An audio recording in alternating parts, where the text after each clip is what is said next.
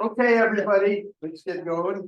I'm Michael Oppenheimer, Director of the Center for Policy Research on Energy and the Environment. And on behalf of Dean Jamal, it's my pleasure to welcome you all here at this event and to welcome our leadership guest, André de Ruyter. Did I get it right? Excellent. Perfect. Yeah. Okay. André is well known for having served as Chief Executive of Eskom Holdings, South Africa's publicly owned electricity company, from 2020 until his resignation in February 2023.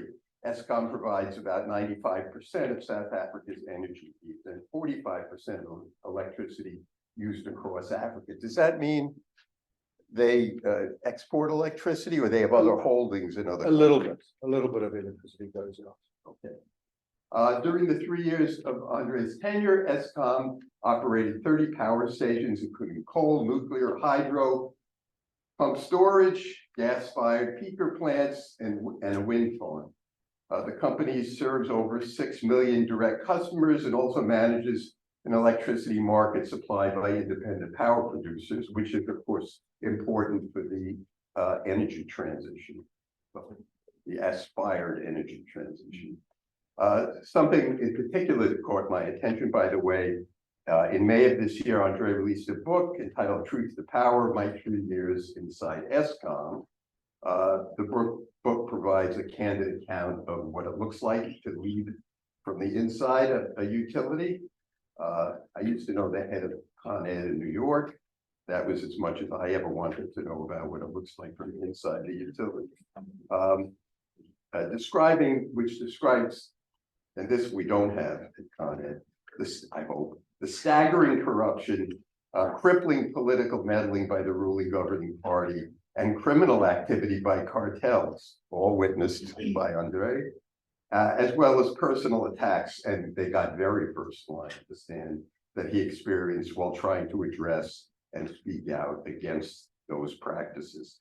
André is committed to enabling the responsible yet accelerated decarbonization of the energy sector and other industries.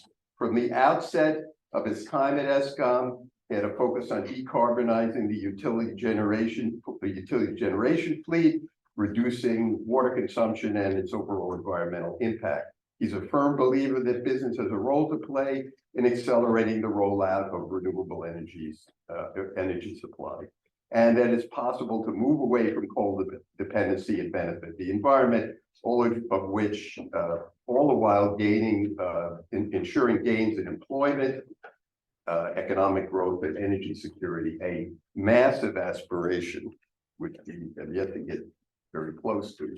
André played a key role in conceptualizing and negotiating the $8.5 billion South African Just Energy Transition Partnership, which was announced at COP26 a couple of years ago. He holds an MBA from Nierode Business University in the Netherlands, a Bachelor of Law obtained at the University of South Africa, as well as a bachelor's degree from the University of Pretoria. Today, what we're going to discuss is financing for the global energy transition. So please join me in welcoming André de Ruyter.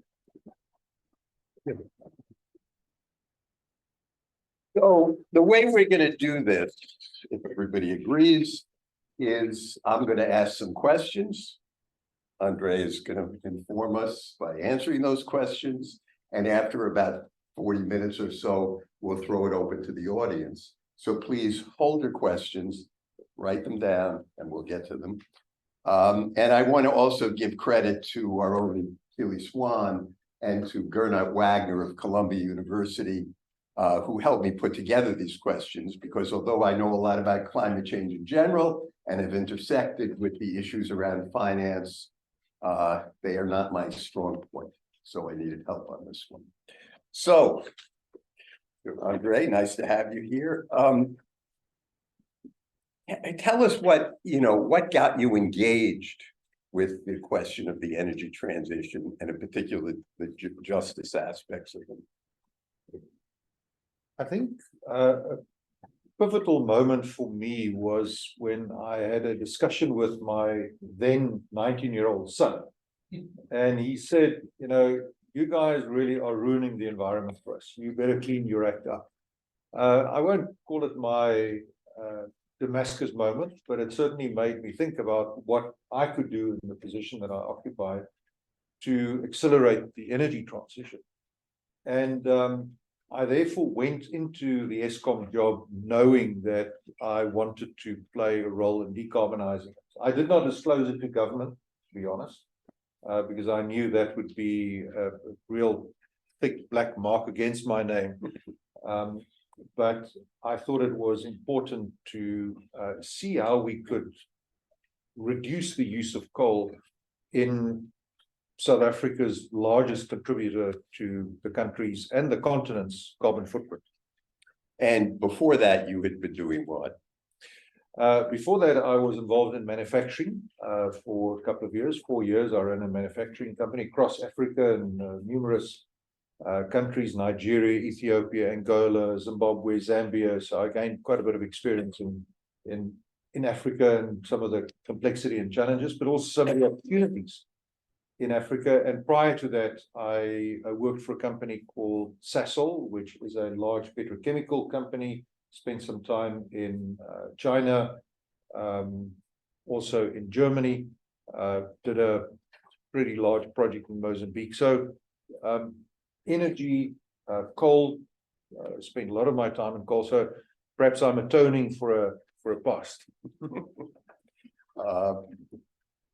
Well, so what about the justice and equity part? Where did that come from? And let's be specific. What does that mean to you specifically in terms of what particular things you're trying to change during this transformation in order to make it fair? I think there are two elements here. The one is a personal aspect. Because I've worked in coal mines, I've been underground many times. I know coal miners are a proud bunch of people. They enjoy what they do. They have very legitimate pride in their jobs. And to my mind, undermining that pride and not recognizing it would be unjust. So creating a future for people that I engaged with personally resonated with me personally. On a more macro level, I thought it was very important also to recognize that without the support of the coal mining fraternity, the transition would not take place. If you do not pay heed to the very legitimate concerns of people with significant social or financial investments in the coal value chain, the transition will not succeed. To disregard it will mean that you will find obstacles, whether they are through industrial action, whether they are through political action, or in some instances, even sabotage to undermine the transition. So from both those angles, I believe the transition needs to be as just as possible in order to make it an effective one and a sustainable.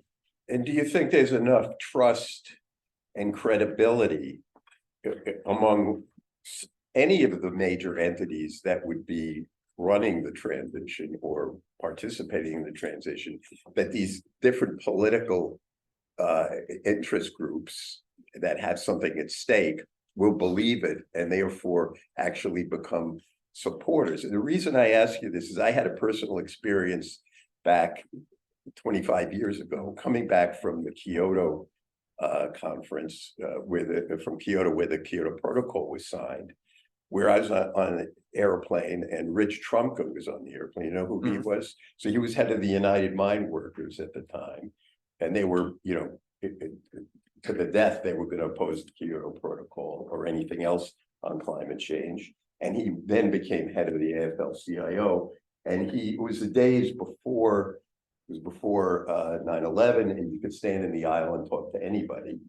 And he and I started chatting, and I said, isn't there anything that can be done to ease the transition? I don't know if I used that phrase.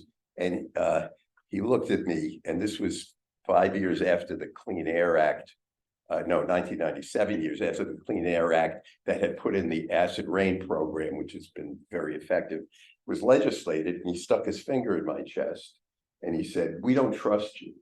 We were told when you converted to when you put in the controls on acid rain, the emissions trading program, that we would get community assistance, individual assistance, and you'd help make us get us a transition to a different kind of economy for our regions." And Congress never appropriated the money. So you can say it again now for climate change, but we're not going to believe any of it. And they didn't.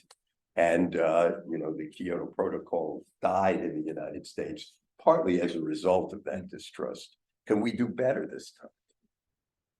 I think so, but we have to work at it. I think we've got to earn the trust of people with those legitimate concerns. And that takes time, and it takes delivery. It takes getting your boots on the ground and actually engaging and listening to people.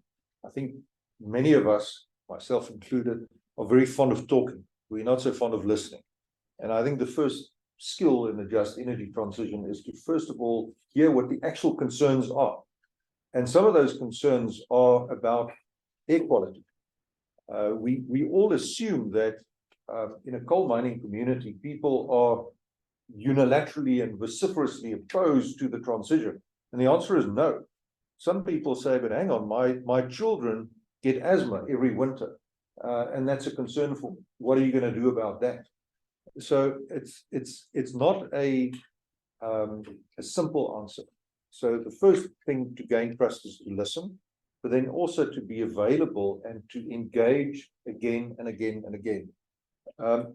I spent a lot of time talking to communities, to workers, and got some pretty significant abuse in the process, but that's what you have to take. And eventually, when you start implementing some of these things, and if I can give an example, we put in place a training center at one of our power stations that was in the process of being shut down, and significant jobs were at stake. But when we put the training center in place and the first lecturers started arriving on site, started saying, but this is what we're going to do. We put in place a microgrid assembly facility at that power plant.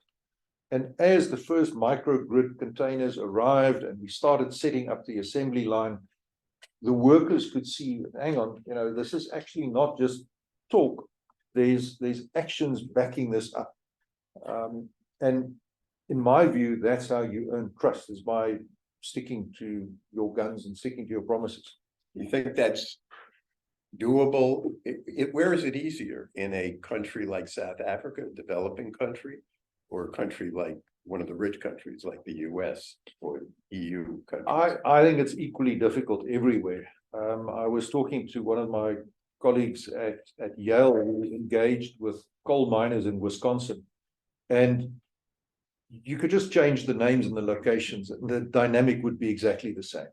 So I don't think there are significant differences in the concerns. There may be concerns that are uniquely South African in terms of income disparities and so forth, but people are concerned about jobs, they're concerned about their futures, they're concerned about the futures of their kids, and those are pretty universal. So I don't think one should become too localized and too exceptional in what one wants to achieve. Now, while you were at Eskom, you tried this out at the Komati plant. Why don't you talk a little bit about that and how well it worked or didn't work? So Komati was a power station that had been operating since 1961. So it was really on its last legs. In fact, it had been shut down once before and had then been restarted when South Africa started to run into a lack of generation capacity. And the power station was then pulled out of the mothballs, and it was rejuvenated and restarted. It was a very small power station, only 900 megawatts, but 9 units, employing about 470 odd people, a little community adjacent to this plant. The town's power supply obviously came from this plant, but also its water supply. So the plant played an integral role, and this was one of the key concerns. What happens to our drinking water when the plant shuts down? And when we looked at the plant from a business perspective, as you inevitably have to do, the unit cost per megawatt hour was among the highest of the fleet, except for burning diesel. This was one of the most expensive plants to operate. It reached a point where we could no longer safely operate the plant. There was a certain pressure vessel inspection that had become due, and we would be in violation of safety requirements if we continued to operate the plant. So we took the decision to shut the plant down. But in the run-up to that decision, we engaged with organized labor at site repeatedly. In some instances, they denied having been consulted, but we had the foresight to maintain attendance lists. So those lists, if you sign your name to, they're very important from an evidentiary perspective. We developed plans together with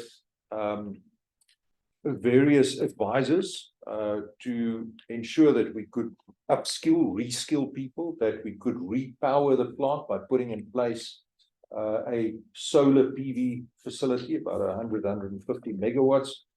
We made use of the evacuation capability. With other words, the plant was connected to the grid, so we could evacuate electricity, and we put in place a project to build a wind farm.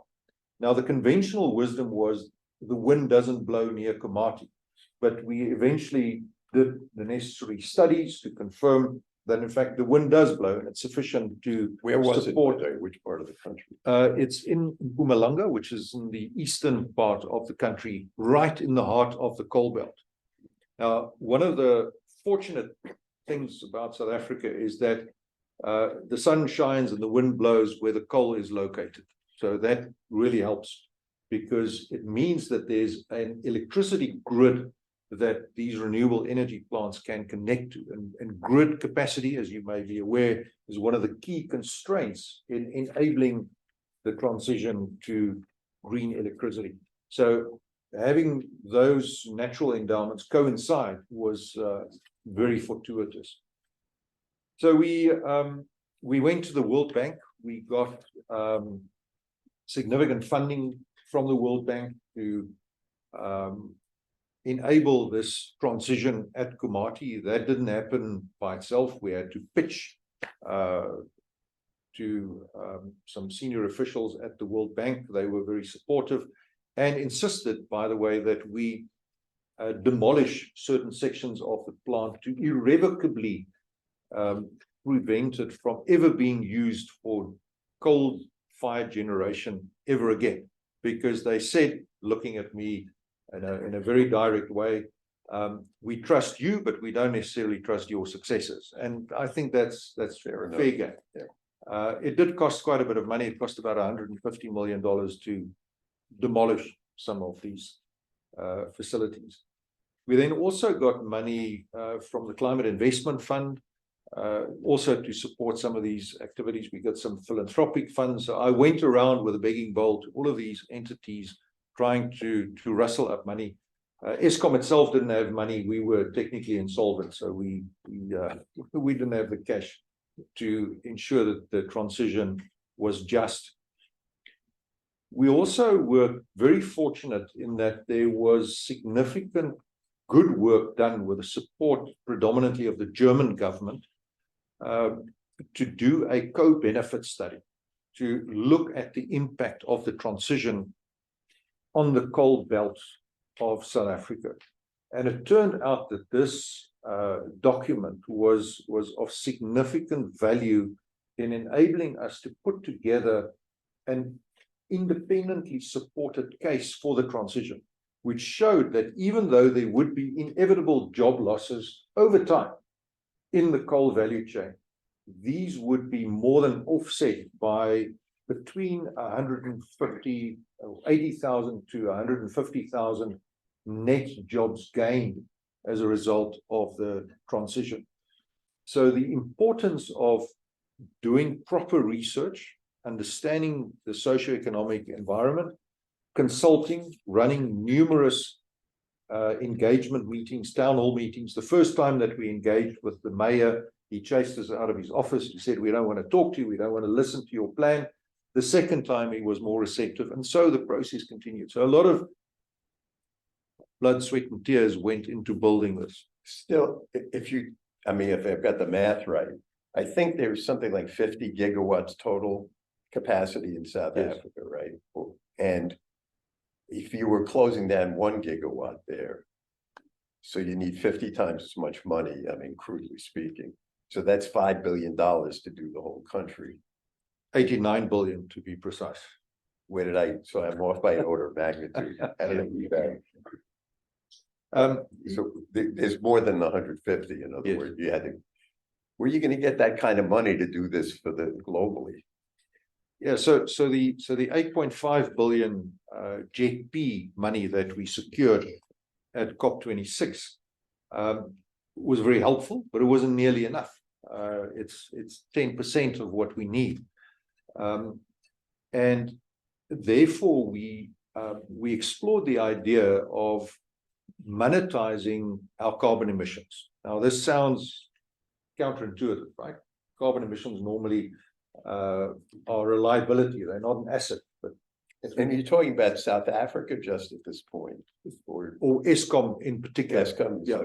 $89 billion for one Yep. So significant, but still, it's only Yes. one developing country. yes, correct. Okay, go ahead. So, and that's why people talk about 1.2 trillion rand for the world on an annual basis, which is an extraordinary number. Yep, there's a very nice picture that I've got that I show my students about how big a trillion really is. It's a staggering number, difficult to get your head around. And so I think that the challenge that we've got, therefore, is how do we monetize these carbon emissions? And you monetize these carbon emissions by accelerating the shutdown of the carbon emitting plants. Because by doing so, you can get carbon credits, or that was the thinking. So we consulted with some of the smart people who operate in carbon markets, and we were very quickly disabused of this notion, because they said, no, you don't understand. There's this principle called additionality. And additionality says that if you were going to shut down these plants in any event, it's business as usual, and therefore you don't qualify. Terribly sorry. We know that you're going to remove about 100 million tons of CO2 from the atmosphere every year, but you're not going to get a cent for doing this good deed for humanity. You'll have to find the money somewhere else. And that got me thinking, because that struck me as unfair in a certain way, right? I was trying to do the right thing by the planet, by the people, but I wasn't getting any money from anywhere to do this. So the alternative, of course, was to just extend the life of these plants, keep on repairing them, trying to get more coal into the plants, which again is not the intended outcome. So in my perspective, dysfunction of the carbon markets contributed to exactly the intended or the desired outcome. And hence, I'm currently in the process of trying to develop a concept by which the voluntary carbon market can be galvanized, can be made far bigger in an attempt to accelerate the transfer of funds, predominantly from the rich global north to the developing global south. Those transfers aren't taking place at the scale, magnitude, and speed at which they are required. So therefore, we have to leverage markets. We have to get people incentivized, because philanthropy isn't going to cut it. No politician will get elected by saying, guess what, voters, I'm going to take $1 trillion of your tax dollars and give it to a couple of developing countries because it's got a feel-good factor to it. That won't happen. So we've got to put in place the necessary incentives to enable that to happen. Okay, so before we get to what those exactly would look like, let's go down to a smaller scale and think about how it looks like from the other end to the people running these coal-based utilities. Something like 90% of the power contracts in the world, coal power contracts between, say, governments on the one hand and suppliers on the other hand, are 20-year contracts. 20 years is too long for us to wait if you're worried about not warming beyond 1.5 or 2 degrees. How do you buy out that much power? Will there be cooperation from the other end? That is not, even if you had all the money to give away, is somebody can actually accept it to change the way they're doing business? I think you can make any deal if there's enough money behind the deal. If you engage in a rational conversation with the owner of either a coal mine or a coal-fired power station, the question is always going to be, I was going to realize so much net present value from this asset. Some of that net present value will consist of negative cash flows, so shutdown and rehabilitation costs, continuing mining costs, fuel costs that the power station would have had to spend, retrenchment costs for employees. But all things being equal and tariffs being acceptably high and cost reflective, the coal plant as well as the coal mine would have made a profit. And that profit translates, if you do a DCF, it translates into a value today. And the asset owner is going to say, but I need to be compensated for that loss of value. This is nothing unique, but again, that money needs to come from somewhere, because if that compensation doesn't happen, the incentive is absolutely keep on operating those mines and those coal plants for as long as we can. Still, for me, it doesn't quite add up in the following way. There are situations today where, and in fact, you named one of them, where you had the possibility, you had coal sitting with transmission right next to a wind resource. And the power companies could on their own decide to start availing themselves of the possibility. And it's, in the long term, it's cheaper. But of course, there's a big and upfront capital investment if you're going to do that. And the industry has been singularly reluctant to do this on their own, even when the numbers work out. Is that a cultural problem with the industry? Or is it, has it been, it had monopolies too long is one way to look at it, and they don't think ahead? I think that this is an example possibly of something that economists call path dependency.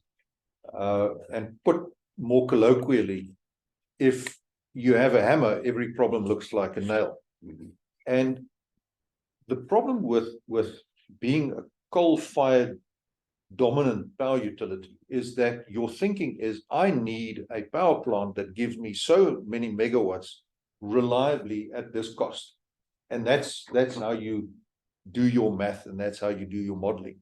So to now build a plant that requires, from a cash flow perspective, a significant upfront payment, and that's just how the technology works for both solar and wind. Cash is all upfront because there's no fuel cost subsequent. But it only works when the sun shines and the wind blows. And you talk to your engineers and they say, this is impossible. We can never make this happen. So you need quite a bit of persistence to push these things through. And that also doesn't happen by itself. So that effectively increases the price. They may have their price, but it's going to be higher than what it looks like, because you're going to have to sort of buy them out, essentially, or buy their cooperation when they're somewhat resistant. So now tell me, where's the money going to come from? In my view, the money cannot come only from the largesse of the developed world. To think that somehow the global north is going to atone for using up the available carbon budget to the extent that it has by massive transfers of wealth to the developing world, I think that's politically just unsustainable. That's not going to happen. So now we need to, in my view, monetize this this liability, which is a carbon emission, and put a price on it. And by putting a price on it, we can start trading it. And once we start trading it, then the transfers of wealth can take place in a way where all the actors in this equation are duly incentivized to participate in the trading, like in any liquid market. Okay, but the idea of a global carbon market is what Kyoto was about, and it didn't work out because of resistance from the US and some other quarters. How are you going to do it if you don't? You have to go through the same politics in a way 25 years later. How are we going to get it done this time? At this point in time, about 22-23% of global carbon emissions form part of a carbon market. So, like the EU market, for instance, the European Emission Trading Scheme (ETS). China is active, although the Chinese market does have some peculiarities.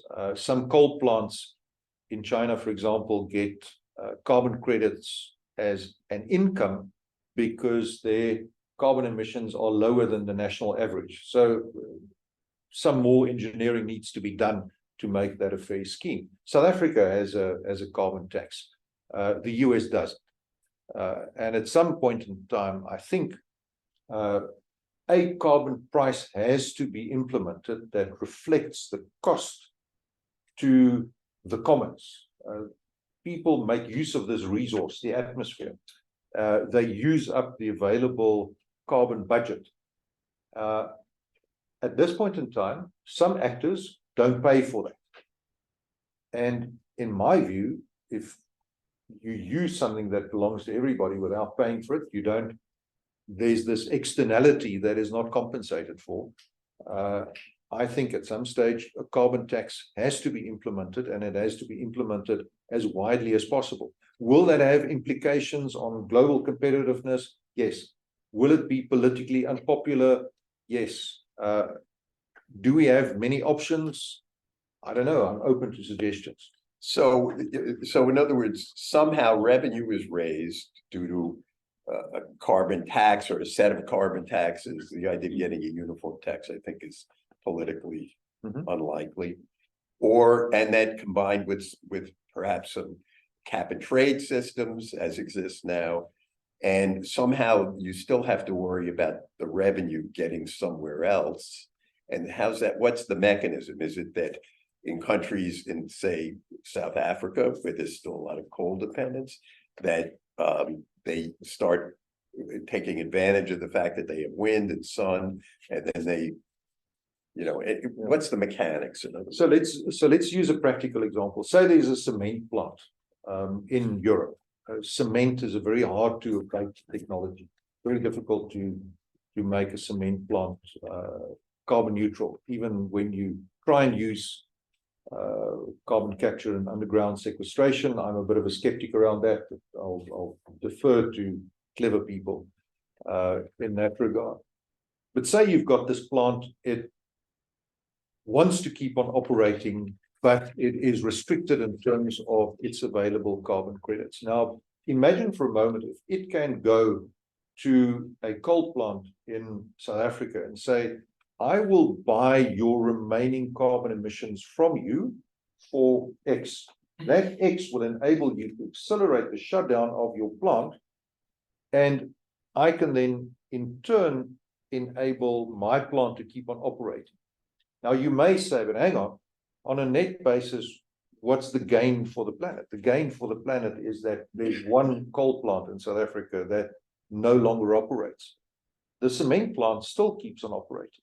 So you need to build in mechanisms to make sure that the pressure remains on that plant to continuously keep on buying credits. So you need to build in a depreciation of the carbon credits. Otherwise, there's the objection that was raised at the recent Africa Climate Conference that was held in Nairobi, that carbon credits are a way for the rich world to buy the right to pollute at the expense of the poor world. And there's merit to that argument.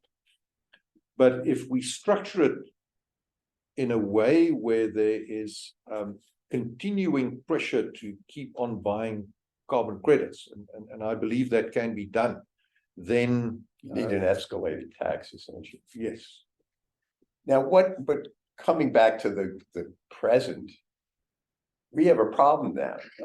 Capital costs are a big deal for solar and wind, because as you said, it's all up front. Yep.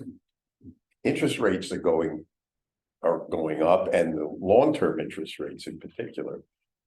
That's going to put a drag on all this. What can be done? Can you imagine the governments actually putting out enough money to compensate for this rather substantial extra cost, which is starting to slow down wind, at least in the United States? Or is there something that can be done with the way, with the monetary system, essentially, to change the effect of it, to change the pattern of interest rates? Would the governments dare do it for that reason? They manipulate the monetary system for a lot of other reasons. This is another good one they could maybe pay attention to. I'm on dangerous territory because I'm not because nobody's going to try to kill you in this room after you've been through that once. Because I'm not an economist. So you should feel free to speak. Yes. There's this difficulty with the one-handed economist because they always say on the other hand.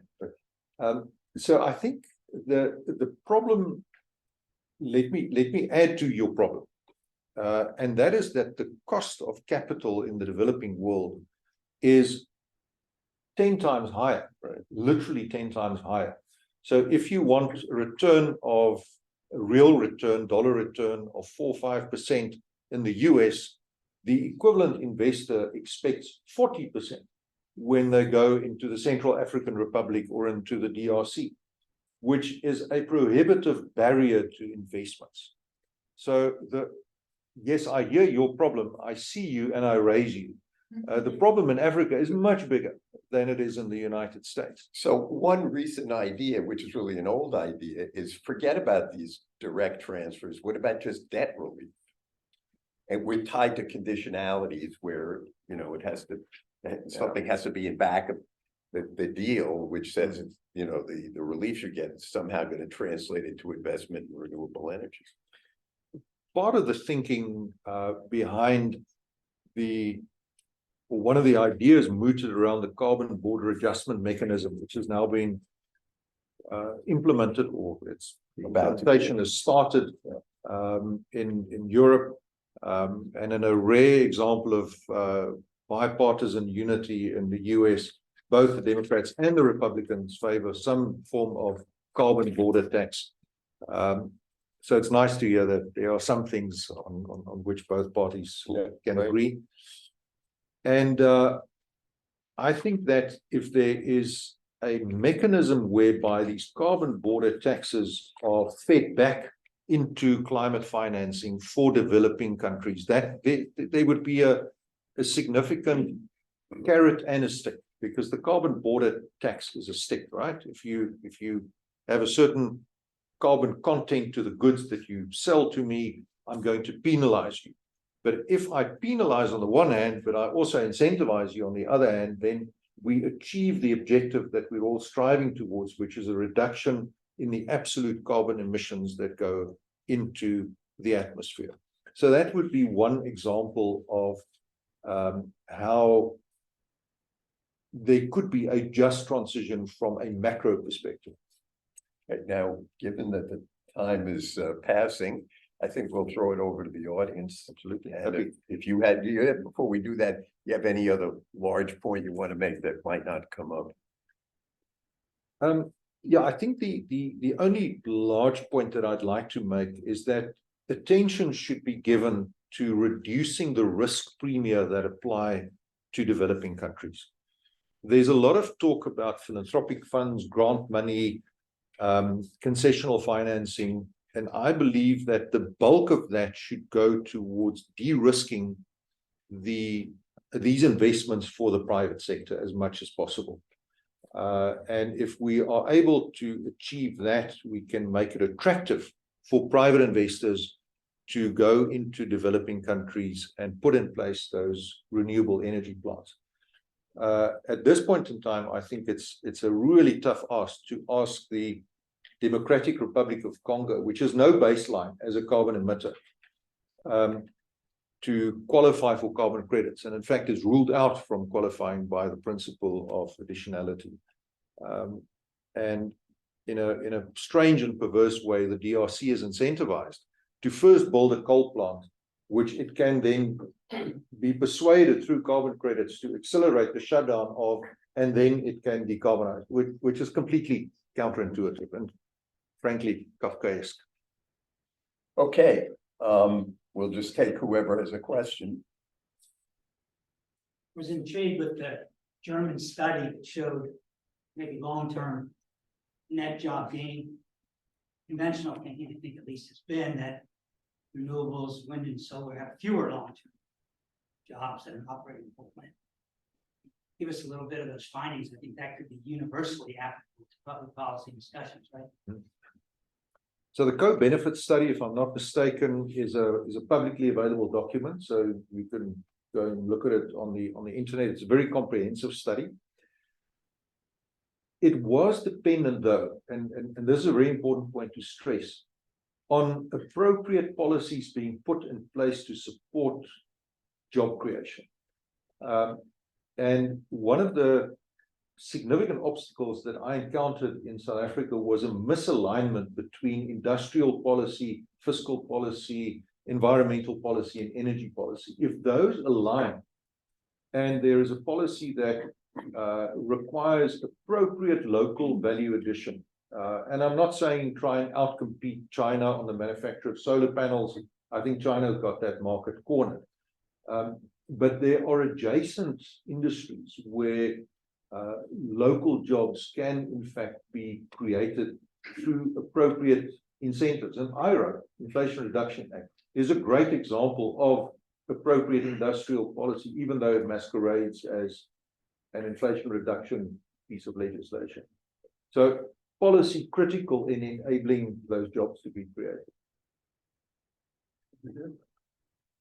I'm a member of the Princeton community, not a student, obviously, but I had a natural gas company I co-founded a while ago called PetroHawk, and it was a U.S. company that was sold to BHP Billiton. So I'm also in reform. So a lot of the remedies that you're talking about are really balance sheet and financial statement oriented. I think a lot about innovation and ideas and technology. I just wanted to know your thoughts on that. Battery storage. I think they're going to really get to the top line, and Heliogen's a company that just concentrates solar and gets those heats, can run a cement plant, AI efficiencies, things that really would be incentives that companies would embrace without having to use them. Yes to all of that. I think the technology learning curve is astonishing. It obeys Wright's law, which is this exponential increase in efficiency and a commensurate decrease in cost. And if you look at the Lazard study on the levelized cost of electricity, and you look at how solar cost has just plummeted, and wind as well, to where on a levelized cost basis, i.e. including the upfront capital cost, compensating for the time value of money being upfront, where it's more expensive. It is clear that solar and wind energy are now the cheapest forms of energy that are available. But I believe the incentives for innovation are there. And if you look at battery technology, lithium ion, I think, is getting to the top part of the S-curve. And we're now going to see further innovations using other exotic components that will leapfrog what we've seen thus far So the learning curve will continue to drive these efficiencies.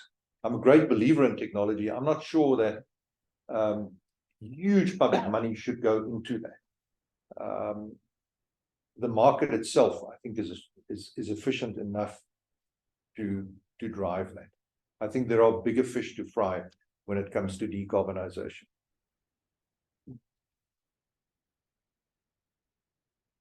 When I think back to the evolution of how infrastructure and energy in particular has been financed in the last 30 years, there was a time in the 1990s, you would remember, the problem was, how are we going to finance this tremendous need, this growth?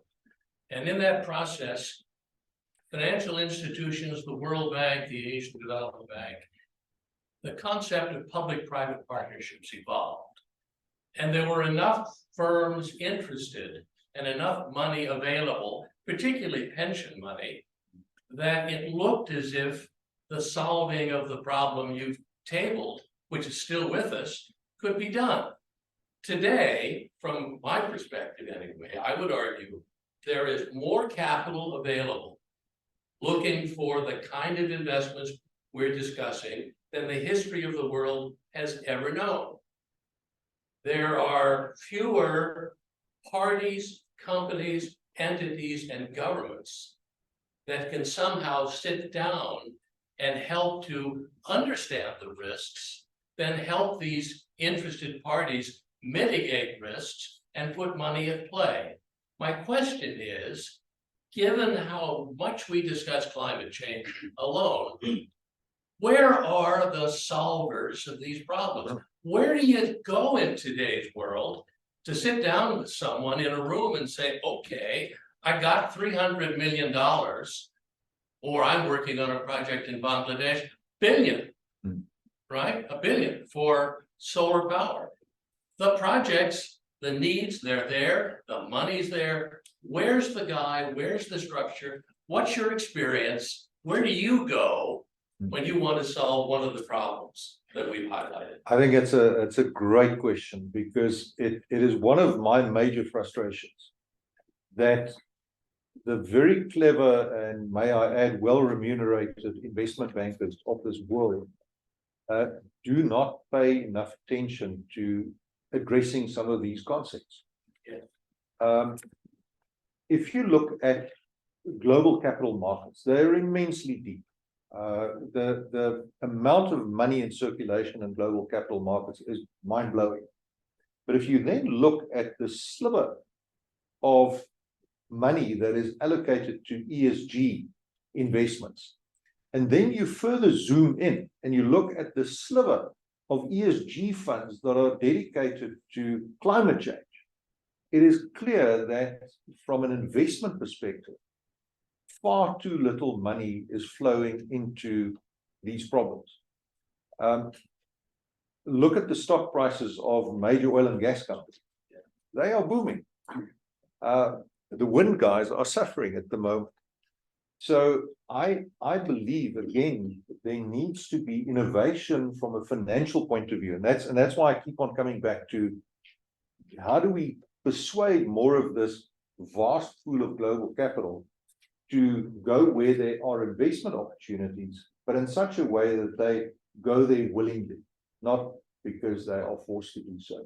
And this is where financial innovation and market creation is required. If you look at the futures market, 100 years ago, when you started speaking about exotic options and butterfly options and black shoals and all of these things, people would be gobsmacked. They would not understand that there was this innovation possible. And I'm really surprised that more people aren't paying attention to this particular problem. 100% agree. Let me add to that. If you look back at what's changed since 25 years ago, time around Kyoto, one thing that's changed is the goalposts have moved. The idea that we have to reach net zero by 2050 to achieve the targets that have been set out in the Paris Accords, the goal that people were thinking about back then was about, well, we might we might have, instead of like 30 years, we might have 60 years to do the same thing. So science has moved on. The ambition of the parties to the Paris Agreement is much more in a sense than what it was 25 years ago. But their ability to, as you say, to marshal the capital to get the job done seems to have gone nowhere. The Asian Development Bank did have a program for a while to buy out coal contracts, but they were sort of daunted by the whole thing. But why couldn't, shouldn't have been just the Asian Development Bank. There were no adults in the room, and there still aren't at the climate negotiations, to actually have a coherent global financial policy, a fiscal policy around getting this done. There's nothing, or a million different ideas, and there's no focus on actually negotiating something which works globally. And so we negotiate these targets, but we don't really have the nerve to negotiate the mechanisms to implement them at the speed they need to be implemented. This might take on. For what it's worth, I come out of that Asian Development Bank and have been part of what innovation there has been. There's been very little. And the problem for the investment banker is that he's an annual bonus guy. Exactly. Who's got time as an investment banker to wait for the world to solve the problem that we're not able to solve? It's even difficult to discuss the problem. And it's the same thing that the Asian Development Bank face. We're in a world in which all of us, whether for-profit or not-for-profit, are faced with, at the end of the year, what have you done? Yeah. And there are goals that have been set, and those goals need to be made. And in the world that we're discussing, it takes longer, and you don't know how long it's going to take when you start. There is no George Soros out there who said, look, I love this seminar, I get it. I've got $1 billion. Let's bring 100 guys together and solve these problems. So there is no George Soros doing it. Where are these guys? Yeah. So I want to give other people a chance. My view on it is it needs a generational change, and because it needs a norm change, and we have to get rid of the short-term view as dominating finance. And that may not be possible, but solving the problem depends on changing that. I just want to add to that point, if I may quickly, Michael.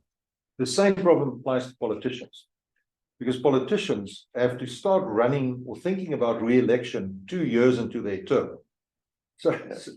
So they also don't have a long-term perspective. So it's myopia rules. Yes. I wanted to ask about the role of electricity deregulation and market restructuring, particularly in the global south, in countries like South Africa, when you have utilities that own almost all of the grid, but are also often insolvent, how that functions to the investment. Should we be thinking about restructuring and that sort of thing at this point, or is that sort of beside the point, and how do you overcome? Okay, and by the way, let's ask Chris questions and get crisp answers, because we're running out of time. So completely agree that the electricity industry needs to be restructured and deregulated. The old days of the monolithic, monopolistic power utility that does everything from buying the coal to delivering the electricity to the meter, those days are over. I think electricity utilities need to be broken up. They need to be restructured. And as far as possible, private capital should be attracted to, in particular, generation and distribution. Over here, yes. The question is about technology readiness. So I'm aware of the famous doctor initially renewables currently. So when the utility comes, you need to ramp up some MLR as the plan. Could you speak a little louder, because the acoustics aren't that great? So about the famous DOC, which is one of the limitations of renewable energy sources today. I understand that in developed countries in the US, demand is really high. And so given how cheap renewables have gotten to, we still have this peak evening demands and evening demands that limits the scale at which we should deploy the clean energy resources. If you look at the developing economies, for example, and where we've gotten to innovation today, are we there yet in terms of deploying these technologies to the global south? Can we have just batteries, wind and solar, right? Run the entire electricity markets in developing economies without having this issue of alcohols in California, for example. And if that is the case, is capital flow from developing economies to developing ones, sorry, the real barrier to these technologies flowing from these developing economies? No, I think the answer, like with all good questions, is it depends. It depends on the nature of your grid and the nature of your demand. We ran at Eskom more than 100 different scenarios through a mega large linear programming model called Plexos. And Plexos told us that the maximum renewable energy that you could get on the grid to have a reliable system that runs at 50 hertz, 60 hertz in the US, got to about 82% renewable energy. The balance had to be made up with storage, nuclear, natural gas, dispatchable electricity. So the technology as we know it today does not allow for an entirely renewable generation system. It may be that there are markets where this is possible. I'm not aware of it. Thank you. I just wanted to hear your thoughts on two tensions that I think about a lot. One is the tension between the energy infrastructure needs in South Africa and the extension of sub-Saharan Africa, obviously Eskom is provider to countries beyond South Africa, versus the climate transition on a political and a private sector level. I think that, and you sort of alluded a little bit to this in the conversation about the pre-implement of the DRC. You know, you have to sort of create a plan to be able to transition to get the credits, rather than finding an innovative mechanism, say the rainforest basin. The other tension that I think about, and you also alluded to the African Climate Summit and the Nairobi Declaration, is this tension of the focus on carbon markets versus other needs. And so your comment was about rich countries using this tool to sort of capture value and continue to emit. But even if the focus is more on making more available carbon market tools for the private sector and like South Africa, that still doesn't get beyond the issue that the people and the entities who are capturing the value out of these carbon market credit exchanges are governments, consultants, etc. And that there are other needs that are in play here. And particularly, I'm thinking about immediate kind of impacts and the poor and marginalized communities that are just devastated by excessive flooding, drought, etc. So we talk a little bit about the amount. I wasn't at the Nairobi Summit, but it seems like the bulk of the discussion was on these credits and the restructuring, debt finance, as opposed to dealing with adaptation. Yeah. Right, that's a mouthful. On the first one, the example to think about, in my view, is mobile telephony versus fixed line telephony. You will probably be aware that Africa leapfrogged fixed line telephony and went straight for mobile. In the same way that with renewable energy, you do not need to build a massive plant in order to get economies of scale. That is why coal plants and nuclear plants, for that matter, have become bigger and bigger and bigger to get economies of scale. The same with concentrated solar power, which, by the way, I'm not a fan of, but that's for cost reasons. With distributed generation, you can reduce the need to have an extensive grid build out, which in Africa, which is still relatively thinly populated, makes it very difficult. And in my view, having modular, micro, and mini grids is a far more palatable and economical solution. And we've actually done the math that proves that providing electricity to remote communities is far more economical with distributed generation than by trying to connect everybody to a grid that is supplied by a very large plant sitting in some optimum location. So that would be my first response. The second response is, yes, there are lots of free riders on this climate problem. The number of consultants that are out there peddling snake oil, with respect to all the consultants in the room, is really not great. And these people very often have very little idea what they're talking about. Government involvement, I think one needs to be extremely careful about involving government. The example of Zimbabwe that got involved in a forestry project where it initially said, thank you very much, we'll take 25% of all the carbon credits, and Mr. Developer of this, you need to give 25% of your share to the local community. And lo and behold, the developer walked away and said, I'm no longer making my return. The government of Zimbabwe then backtracked, but it still wants to have 25% of the carbon credits for itself. And whether that money goes to adaptation, mitigation, or to buy a new presidential jet, we don't know. And therefore, my preference is for as much as possible of the benefit to go to the project developer.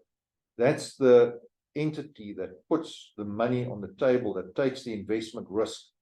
And if we can de-risk the investment decision, we will see more projects, not by giving more money to governments. That would not be my preferred route. On that maybe optimistic note, I think we need to bring this to a close. Thank you very much. Please join me in thanking André de Ruyter.